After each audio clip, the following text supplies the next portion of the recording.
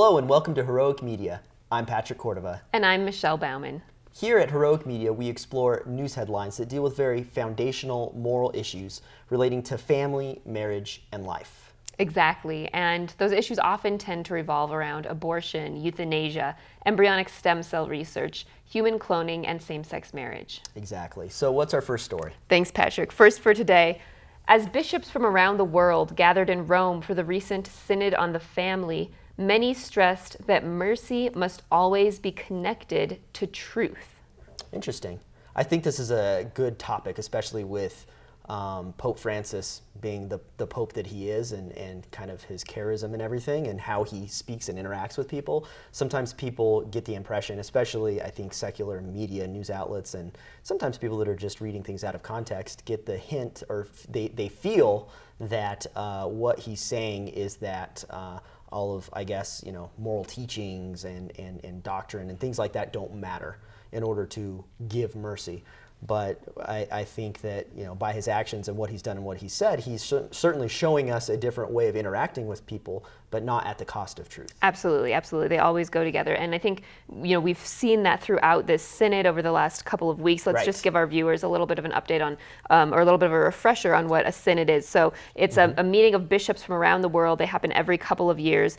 And both last year and this year, the bishops have been discussing family issues. So all kinds of challenges, everything from marriage prep classes to pornography, different challenges that are part of married and family life. Yeah. And for a while, there's been kind of this push to try to make this all about communion for the divorced and remarried. And so we've seen kind of an emphasis on this, that some of the media and a couple of people at the Synod are saying, no, this is what this is all about. And there's kind of been a pushback against that by a lot of the bishops who are saying, okay, but when we address this, we always have to remember mercy and truth go together, that it's a false mercy if you just say, okay, we're going to change all the rules and let you do whatever you want. That's not what we see Christ doing. When we see Christ with the woman caught in adultery, he tells her, go and do not sin again. And so he forgives her, but then he actually calls her to live to a higher standard. Mercy comes with a challenge, in other words. Absolutely. It wasn't that it was just mercy as in, I've forgiven you, there's no reparations that need to be made or anything like that.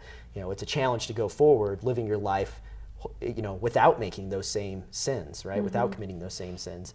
And I think that it's interesting too, because that kind of ties into the whole justification of the doctrine of like purgatory and still having to basically pay for your sins, right? And so you can't just if you go break somebody's window, you can't just it's not like, oh, I'm sorry I accidentally broke your window. No, you have to go fix the window. There's things that you have to do other than just simply being forgiven, right?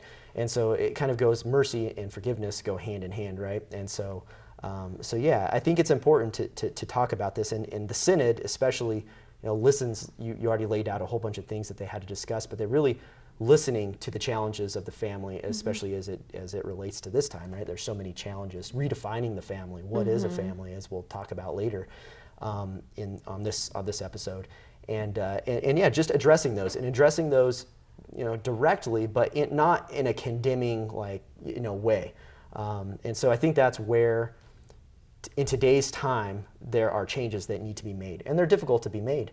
They're difficult changes to be made, but they have to be made. You have to address people in a merciful way, but one that still speaks the truth. Right? Absolutely. And so you don't just, it's hard to explain, but it's a difference between allowing your child, for instance, to do whatever they want to do and letting them roam free, but also setting proper boundaries with love, saying, hey, I wouldn't let my kid, eat candy all night because I know they're going to get sick. Exactly. Say, hey, the reason we're doing this, explaining it, but doing it in a loving way, not just saying, why are you doing this, blah, blah, blah, getting mad.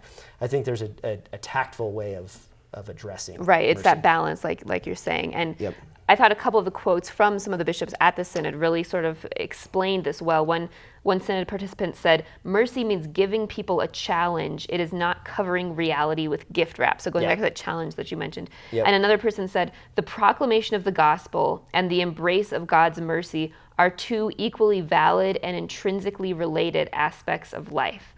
So I think, we keep getting this idea that unless we recognize sin, then we can't have a proper understanding of who we are in relationship to Christ. So we can't ignore the reality of sin. We can't deny it. We can't pretend it's not there. We have to face it. We have to accept it. And we have to be willing to take the call to conversion to change our lives. And only then can we truly have this proper merciful relationship with Christ where we accept his forgiveness and his mercy and his challenge. Yeah, absolutely. And I think part of that comes with, meeting people where they are, because everybody's at a different stage in their life, at a different point where they are either receptive or not to that mercy too. And so how you interact with them and show them that mercy and share the love of God with them can make a big difference, Absolutely. how you do it. That's important. What's our next story? Thanks, Patrick. In our next story, a New York Health Department form for new parents asks the woman giving birth if she is male or female. Wait, so you're telling me that a male can give birth? In New York, yes. Only in New York, okay. This is, just kind of a bizarre story. Bizarre. Sometimes we have bizarre stories on here. So this form that you fill out when you give birth in New York, it asks for the mother's birth date, legal name, social security number, and then it asks what her sex is. And the idea, the transgender advocacy groups are happy because this doesn't make assumptions about sex or gender of people parenting children. So, this gets rid of that silly assumption that women are the ones who give birth to children and that you have to be biologically female to have a womb, to become pregnant, and to give birth. So, there's just... It's strange because usually they make the distinction. They don't want to basically address the word sex. They want to add a new word usually that says like your identity. Gender your identity. Right? So this was interesting, I thought, just because of its bizarreness, but also because of the way that I thought that they would add a box and then that would be the thing that we would be talking about. But this one is, they said, what is your sex? And sex isn't something that you can define, right? As the way that they've created terms, gender identity, right? You can, that can be something, according to its definition, that you could define yourself. But sex is something that is defined by God, right? It's written in your genes. And so I think that it's interesting that they decided to make that definable despite what is true. That's the thing, it's so disconnected from reality. If you look at your genes, the X and the Y chromosomes, if you look at just your body, your biology, you're either male or female. And so the idea that, we don't want to assume anything make assumptions about that, that's based on scientific reality. So when we get this disconnected from reality, we really have to take a step back and say, where is this coming from? And it's coming from this assumption that there is no truth. There is no moral truth. There's your truth and there's my truth. It's all relative. But this is not helping people. If you have someone come to you, if you have a child who comes to you and they say, Dad, I'm a dog, you can, okay, that's funny, but if they really start growing up and they really believe that they're a dog, you can't just entertain that thought. You have to get them help. You have to say, no, you're not. Right. That doesn't have any grounding in reality. And the bottom line is there is a reality here. Yep. And we have people who are not acknowledging that. Yeah, and the further that we get from reality, I think the more confusing it gets. It's kind of hidden under this umbrella of being inclusive. But I really think that, especially in this case, it probably is causing confusion more than being inclusive. People are like, huh? And I think that might be part of what the agenda behind this is to kind of bring awareness or whatever, or start to impose how they see the world towards everybody else. And I think that most people are pretty logical and can understand that there is a difference between male and female, and that it's not something that you just decide, especially via a checkbox on how you happen to feel at that point in your time, right? Because advocates of these types of beliefs they say that gender identity is fluid, and so that's what their defense was, is that somebody who is giving birth right now could consider themselves to be a male. But then tomorrow they might consider themselves a female. So exactly, and I think that's why one of the reasons why it's so confusing. And you can trace it all the way back to the fall, right? We tend to let our emotions guide what is true instead of letting truth and truth be the measure. It's our emotions that are the measure. But our emotions can change on a whim. But we're so emotionally driven. New products and new things and new this and new that. How do I feel? What do I feel like? And so we've allowed that to expand all the way into our sexuality, which of course ties into the family and all sorts of different things. And so I guess all this started with the legalization of same-sex marriage also as their justification for why all of a sudden this was added on there. So there's a lot of complex things, and they all kind of touch on each other and interact with each other. But to me, it seems to be kind of confusing and flies in the face of what is obvious truth. So absolutely, like you said, people need a little bit of help with this rather than going along with it and redefining a checkbox. I think so. All right. Coming up after the break, we'll discuss a woman who says she loves her boyfriend, she wants to be with him forever, but she doesn't want to get married. Stay tuned.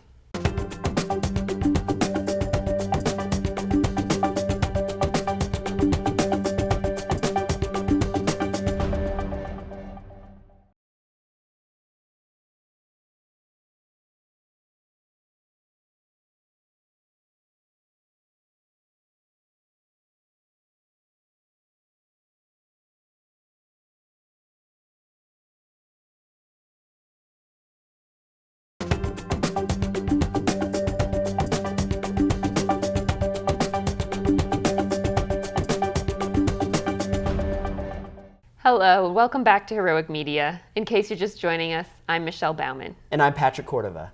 In our next story, a Washington Post article titled, "I love my boyfriend, but I never want to get married," raises several questions about marriage and its purpose. So I think this article kind of relays the thought of how a lot of younger people feel today about Absolutely. marriage in general. And pretty much, I won't state, go through all the things that this woman talks about, but she pretty much just lays out her life and kind of where she's been and where she's at and why she doesn't really want to get married. And along the lines of that, it seems just based on her description of things, she's at a point in her life with her boyfriend where she feels like she's getting everything out of the relationship that she wants, and she doesn't feel like marriage would add anything to it. Mm-hmm. And based on her experience with marriage and what she has seen with others with marriage, it just doesn't seem like something that will last, because her parents have been divorced, her grandparents, her aunts and uncles. I mean, even the boyfriend that she would, for all intents and purposes, be marrying right now, it said to her on their first date, don't ever get married, because he had also been married and just recently divorced. So I think there's a lot of things that we could talk about in here. Where do you want to get started? Absolutely. I think that's a good summary, Patrick. It's, you see that she is very serious about this guy. They've been dating for 4 years. They're living together. Yes. She said that they, have joint health insurance and they share bank passwords and they're trying to have a baby. So yes. She's saying, look, we are in this for the long haul, but I don't want to get married. And I thought that she's had a couple quotes here that I thought were very revealing into her mindset. And I agree. I think there are a lot of people who think this way. So let's take a look at this. One thing she said, "Weddings and marriages can be beautiful, but I can't imagine signing on the dotted line making me feel any more committed to my partner than I already do." Now, I think the key word in that sentence is feel. She doesn't think that getting married would make her feel more commitment. It's not about how committed you feel, it's about how committed you are. Yes. Marriage is a commitment, marriage is a vow. It's where you stand up in front of God, in front of society, in front of your loved ones, and you say, I, right now, I'm making this commitment to be with you for the rest of my life, even when times get tough. In sickness and in health, whether I feel good or feel bad. Exactly. Yeah, right. So it's not about making you feel more committed. That is the point at which you make that commitment. And it sounds like what she's doing, what a lot of people do today, is sort of slide into it. You get close, you start dating, you move in together, and you have a kid together. But at what point, at what moment did you stand up in front of each other and in front of everyone else and say, I am making this choice, and when things get hard down the road, I'm going to stick by this choice? That's what it's about. That's what marriage is. Yep, absolutely. And there's so much confusion about this too, because she actually mentions that she doesn't want to get married, whether civilly or holy marriage. She specified that too, which I thought was rather interesting, because she discredits the whole, hey, I'm going to get married to get specific benefits as well, which I thought was just like the entire thing. She's like, it shouldn't matter whether or not I sign a paper or do this or do that, whether it be civilly or in a church, that I should get certain benefits. And I think that kind of complicates these things a little bit, because just like you mentioned, holy matrimony, it's that between a man and a woman and God, right? And so there is something. I disagreed with one of the things, well, many of the things she said, but one of the things that I disagreed with is she said, being married doesn't magically make you a better parent, just as being unmarried doesn't mean you're lacking in the ability to take care of a child.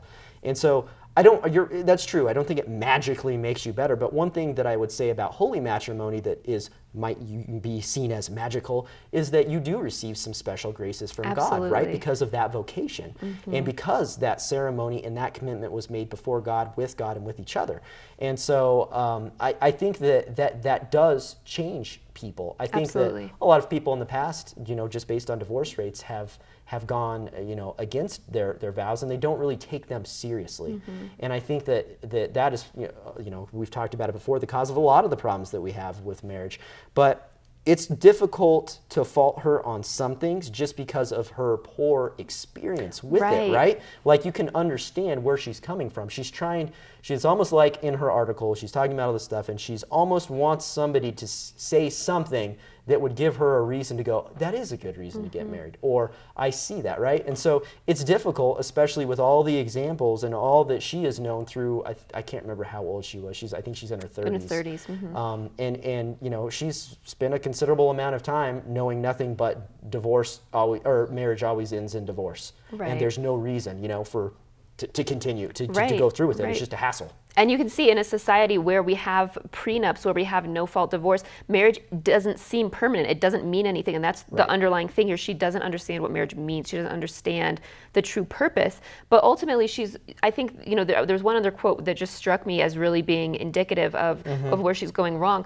She says that she doesn't want them to stay together because they promised the government or somebody else that they would. She wants them to stay together because they're just as in love, dedicated, and passionate about each other 30 years down the road. And that's a big mistake. And you know what? That's great, but what if that doesn't happen? That's a fairy tale. The idea that you're going to be just as in love and passionate 30 years from now. If you are, that's great, but I think in the majority of cases, you have to work at it. You do. And you know what? It comes and goes. The feeling of being in love comes and goes throughout your relationship. But if that's what you're basing your future on, what happens if you're not as in love and as passionate about him in the future? Are you going to leave him? Right. You're not committing to it.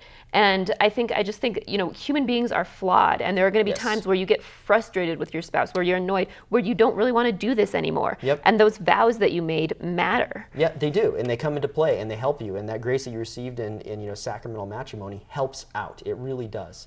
Grace is something you have to accept, but in a sacramental marriage, it is given to you. So it is something that is a benefit that you would otherwise not have, right? Absolutely. Whether you accept it or not is a whole other question. But yeah, you're right. That I think that is a great reason. She obviously wants to be in something that's committed and that lasts forever and that is good for raising children. And I think that the biggest reason is that extra grace that you receive from God. There is something to be said about standing and making a commitment, but we've made, society has made a mockery of that. Absolutely. And so I can see how she, sees otherwise. But I still think that despite that, what other people have made of it, you still do receive something that you wouldn't otherwise, that could help make your relationship that much more beautiful and that much longer. Absolutely. Right? And so I think it's important that we witness that, because there are so many people that don't realize that. They need to see these strong, healthy marriages that are based in Christ, and that's our job, is to go out and witness that. Exactly. Being a witness, I think, is key, because that's how you change how other people view. If you don't act it out, then you can't just talk about it. Right. You have to act it out. Right. Absolutely. All right. In our next story, Meg, a young blogger who has dedicated her life to Christ, shares 8 ways to keep the Francis Efect going. So this is, of course, in response to Pope Francis being here recently in the United States for the World Meeting of Families, and kind of her reflection. She's what's kind of known as a hobo for Christ. She's got a website, piercedhands.com, and that's where she posted this article. And she kind of gives these 8 reasons, or not 8 reasons rather, but 8 ways to keep the Francis Effect going. So now that he's come, he's done all these things, he's spoken, he's met with people, he's done all these wonderful things. How can we take what he has done and showed while he is here and apply that to our lives every day? Mm-hmm. Yeah, I think this is really important. We look at some of the things that she had are very simple. She said talk about it. While there's still kind of this buzz, this excitement, it gives you a really easy opportunity to talk about the faith. People are talking about how John Boehner was crying during the congressional address, how Pope Francis, turned down an invite to go to lunch with a bunch of dignitaries so he could go have lunch with the poor. It gives you an opportunity to talk about your faith. Yeah, exactly. And that's what she said. She said, you could talk, because it's already in, it's not like you're bringing up a subject that somebody doesn't want to talk about. They're already talking about it and mentioning it. They're saying, did you see him crying last week? I've never seen a politician so sincere. Then you start talking about why he was crying, and you get onto the subject of, really what it leads you to is Jesus Christ, and you opening the door and the conversation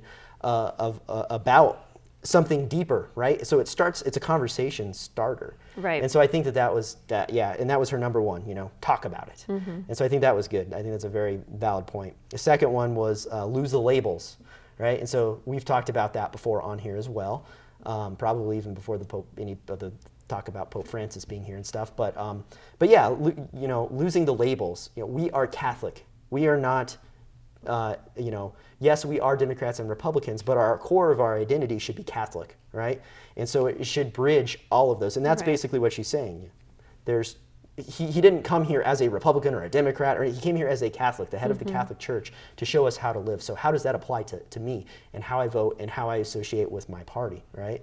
She said Pope Francis is both very liberal and very conservative at the same time, right? Because of his Catholicity, right? Absolutely, yeah. And I think that carries through, a lot of the different things that he said while he was here. You kind of see that.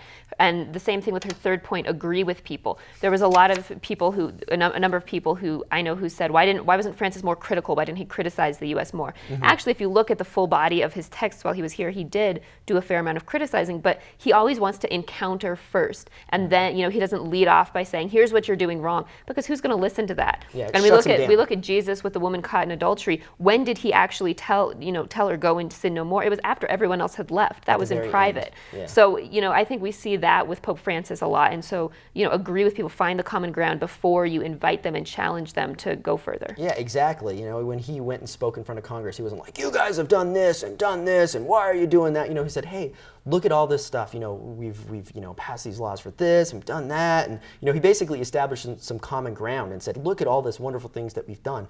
And then led into gently, what the future would look like, if we take, the path of truth. And so you're right. He didn't go in there guns blazing, so to speak, right? And that's kind of what our society craves these days. They want a conflict. They want tension. They want, this in-your-face thing, right? And so that's not really the best way to go about doing things. Right. And then the next two are comfort the afflicted and afflict the comfortable. Yeah, that was interesting. That was interesting because she said usually we do the opposite. The people, we tell people who are in sin, let me tell you just how wrong you are, and sort of just attack them. And then the people who are kind of doing okay, we just kind of don't ever challenge them. And she said, no, you need to do the opposite. You need to reach out and help those people who are suffering, who are in sin, and help, bring them back in. And then the people who seem to be comfortable, give them a challenge, help them, push them along in their faith. Exactly. Don't let them become complacent. Exactly. Right? And then the sixth, lead with love. And I feel like that kind of goes with the agree with people, right? When people feel loved, they want to get closer. They can't ignore it. And then when they get closer, they realize that it's not, Pope Francis or you that is talking to them so much as Jesus. They start to learn that Jesus is really the person that's calling. And that's how Christ works through us, right? And so I think that, leading with love, thinking about things about those people, saying, finding out what you love about them and sharing that with them, kind of opens the door, she says. Exactly. And I think it's all about the encounter. And I think that's true of the last two as well. Keep your eyes and heart open and then smile more. Yeah. And I think both of those are tied in with the encounter. You have to encounter people. You can't just preach at them or hit them over the head with the Bible. Encounter them. See them as a human being, a child of God with dignity, and then, talk to them, engage them. There's all these wonderful things happening, right? People returning the sacraments after decades of not being there, after they saw Pope Francis on TV, or people in a bar where the entire bar is watching Pope Francis and they ended with a prayer, like these crazy things. And so he's just saying, open your eyes, see what's around you so that you can see people who are in need or want to discover more about Jesus so that you can help them be led to him. Right, absolutely. All right, stay tuned. We have one more story coming up after the break.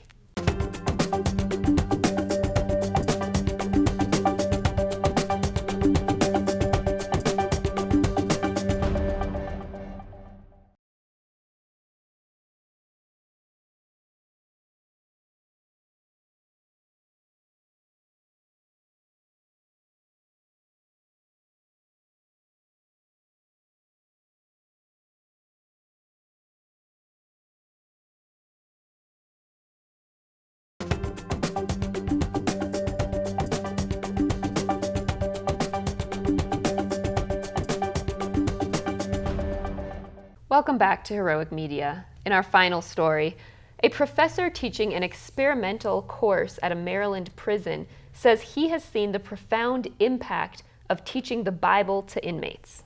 Interesting.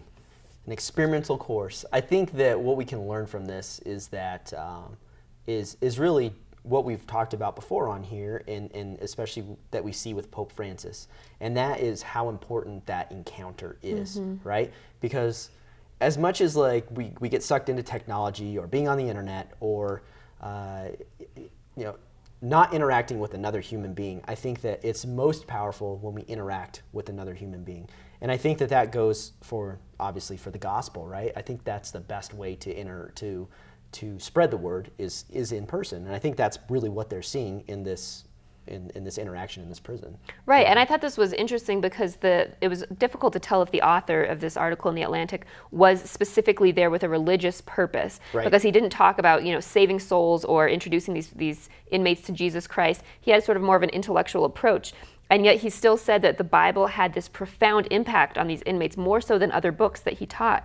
And I thought that the way that he delved into this was so interesting. He said that basically the Bible was forming their character, and even if they weren't Christian, even if they could never relate to religion as an institution, it just spoke so deeply to their humanity that it really was shaping them and forming them. That's great. I think that we do have a longing to be like God, right? Because we were created in the image and likeness of God. And so I think it makes a lot of sense that when you're reading the Word of God, that it's going to be different than any other book that you're reading, right? And it will probably speak to you more than other things. I know it's like that with movies. For me, like sometimes movies, what's that? What's the one? The Mockingjay or whatever? Yeah, Hunger Games. Yeah, the Hunger Games. I was watching that one the other day, and I was just like, when I was watching it, all I could think about was like, man, this like doesn't jive with, like, it just made me angry, like how everything was in that society. And so I can see how somebody reading a Bible, especially perhaps if they haven't read it, and in comparison to other things, they may feel more in tune with in line with their soul and what their final purpose is. I think that deep down that, I could see how that would pull on people and make them feel different, compared to other things that they had read. Yeah. And this professor, he says, I witnessed these men building their minds, grappling with ideas that are for them not merely abstract, but of the most immediate and ultimate concern. So he says they struggle with the implications of the choice to eat from the tree of knowledge of good and evil, as if it's through their eyes, the choices they've made. Israel's unfaithfulness to the covenant, Job's discussion on justice and suffering. He says there is something palpably at stake in that classroom as these students confront the text with their own eyes through their own experiences. That's so awesome. That's so cool. And that's great that they're comparing that to their own experiences. And those are some key biblical moments, I think, that would really speak to them and kind of make them think about things. I think that's awesome. I think also the idea, just reading about the Bible itself is so probably some of the things that happen in the choices. I guess not maybe the choices, but you can see, especially the teachings of Jesus in the New Testament, you could see it's very radically different than what the life is that they're living, right? What is being said to be done, what we're called to. And so maybe that also has a level of attractiveness or uniqueness or something that's so different. Our brains do like things that are different, right? So having that in there, and teaching the Bible in that class may be something too that really draws them to it and challenges them, right? Gives them something new to look at, maybe hope. Change. Sure, something absolutely. different. Yeah, and I think that's really the case for all of us, whether you're in prison or not. Sin is universal. So we've all fallen. We can all find the ways that we've fallen, the ways that we're not living up to these teachings of Christ. And so I think, in a way, what they're experiencing is the way that we will experience the Bible if we read it through fresh eyes, and if we allow ourselves to be open and to be challenged. It can also have that profound impact on us. Yep, exactly. We haven't had the Bible for all that long, a few hundred years of human history, but it's been very impactful, and I think this is a great example of that. Absolutely. All right, that's it for this week on Heroic Media. Please join us next week for all the up-to-date news on the pro-life issues that matter to you. Please feel free to write to us with any comments, questions, or news tips at news@heroicmedia.org. And please visit our website at heroicmedianews.org, where you can check out more stories like the ones we discussed on this episode. That's it for this week. Until next time, keep us in your prayers. God bless.